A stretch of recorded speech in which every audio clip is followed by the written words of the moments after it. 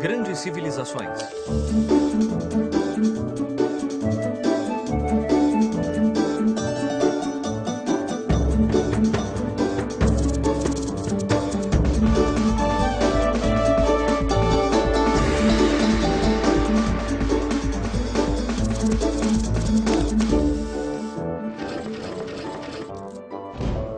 O Antigo Egito, primeira parte.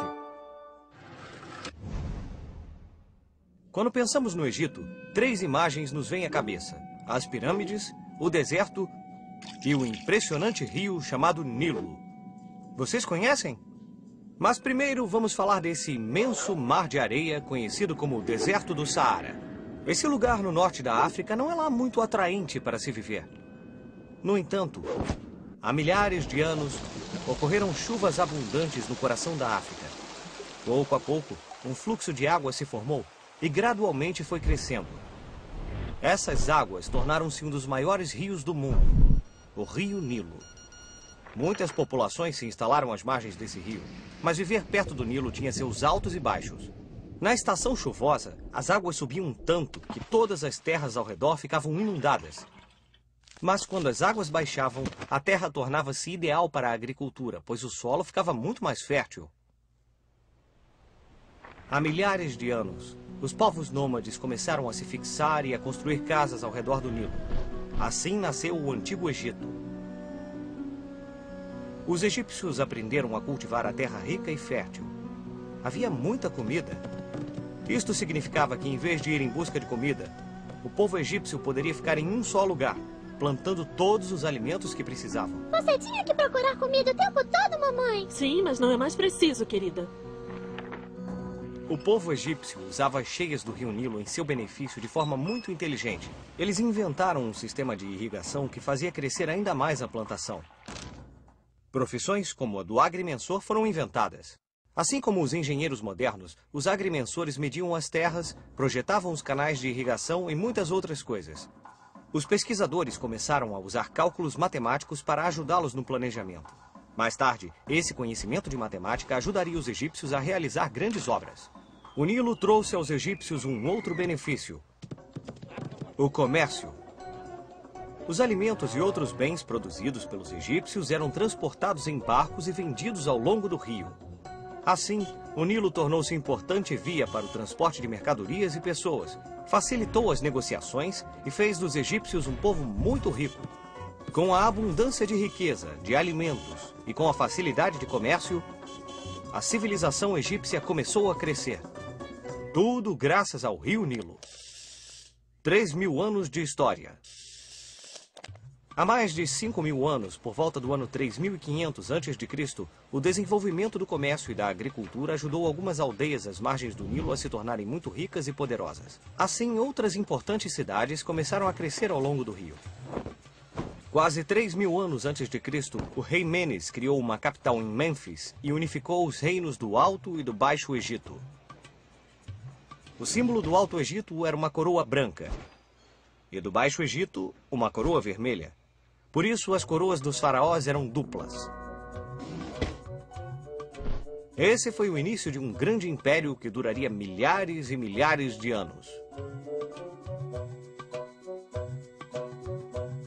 O Antigo Egito ficava numa localização privilegiada. De um lado, o deserto imenso os protegia dos ataques do sul. E do outro lado, o rio Nilo fornecia alimentos e permitia o comércio e o contato com outras aldeias. Manter a unidade do Egito foi difícil para os governantes, já que havia muitos inimigos que queriam invadir suas terras e roubar as riquezas. Os faraós governaram o Egito por mais de 3.000 anos. Imaginem tudo o que aconteceu desde o início do calendário cristão até agora. E os egípcios governaram ainda mais 1.000 anos. É muito tempo!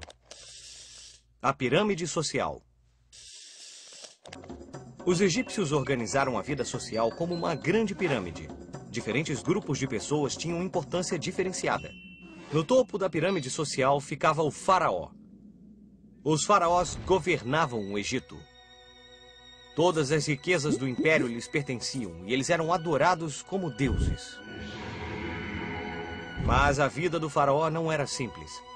Sua obrigação era manter a ordem, controlar a economia, as leis da natureza, as estações do ano, as cheias do Nilo, o movimento dos planetas.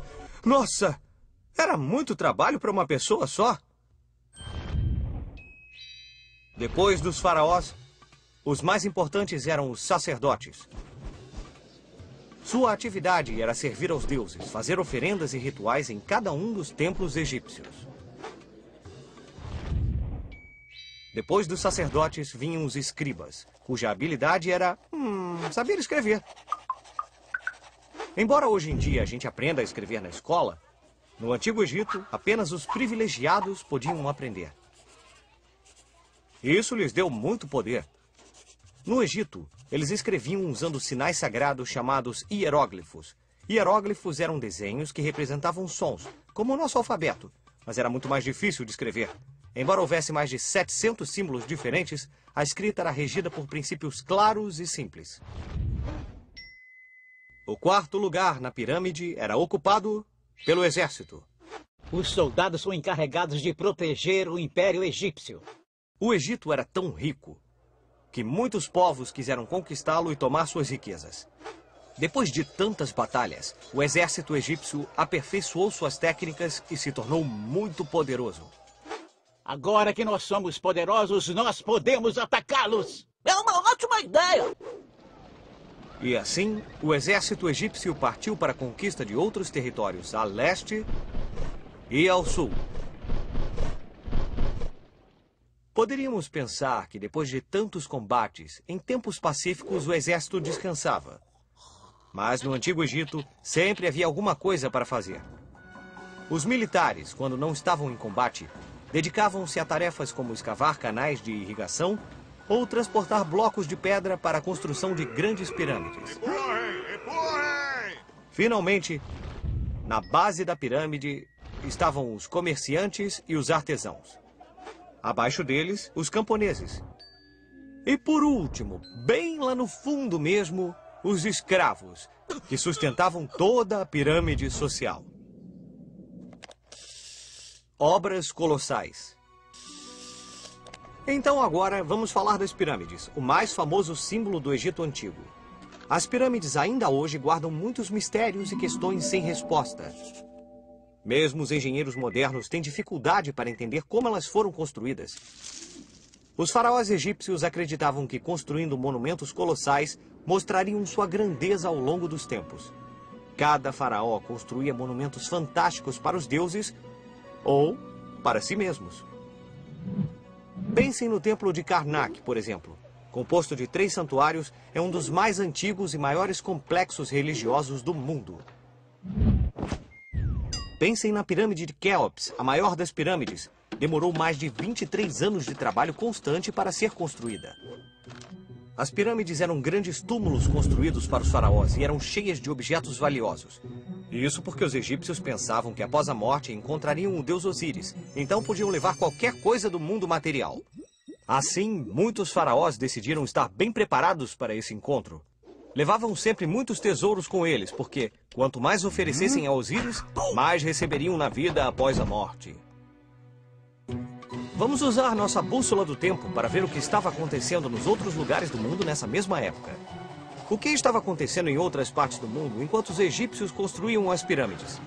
No Vale do Indo, a quase 4.000 quilômetros do Egito, 2 grandes civilizações, nomeadas Harappa e Mohenjo-Daro, dominavam a maior área de todas as civilizações na época. Mais de 1 milhão de quilômetros quadrados.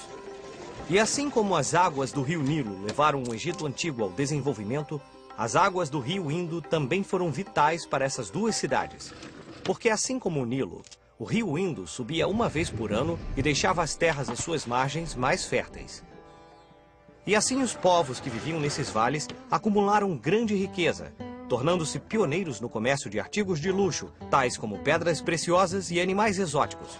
Vestígios desses comerciantes foram encontrados em lugares tão distantes quanto a Mesopotâmia. Quer dizer que esses comerciantes antigos viajavam para tão longe? Parece que sim. E não é só isso. Vestígios da cultura Harappa também foram encontrados no Irã e na costa oeste da Península Arábica. Na segunda parte do episódio sobre essa apaixonante civilização, nenhum segredo do Antigo Egito que nos foi revelado é tão assustador quanto o da maldição de Tutankhamon. Quando a tumba de Tutankhamon foi aberta em 1922, todos ignoraram os avisos sobre a maldição.